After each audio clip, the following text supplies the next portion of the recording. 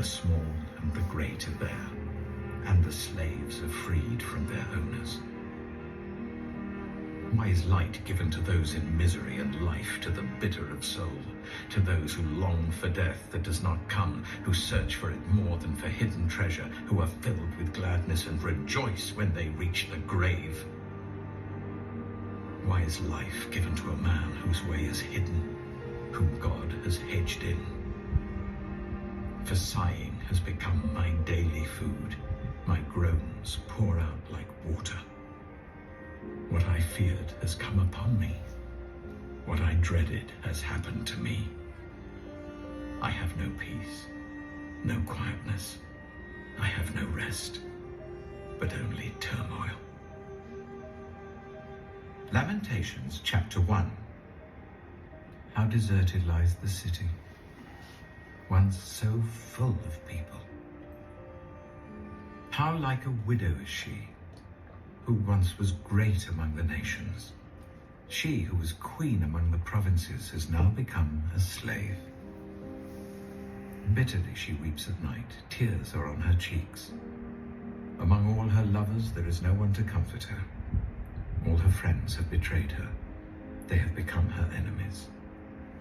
After affliction and harsh labor, Judah has gone into exile. She dwells among the nations. She finds no resting place. All who pursue her have overtaken her in the midst of her distress.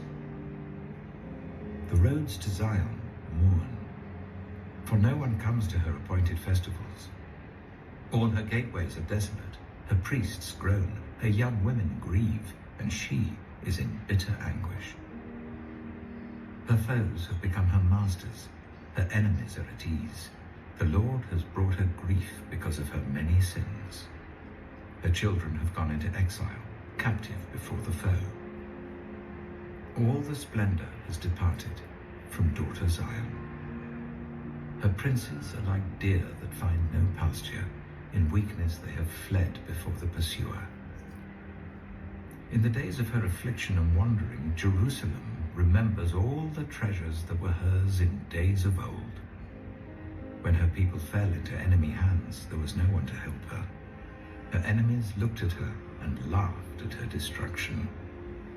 Jerusalem has sinned greatly, and so has become unclean. All who honored her despise her, for they have all seen her naked.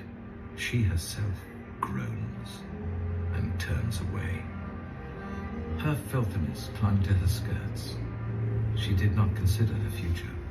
Her fall was a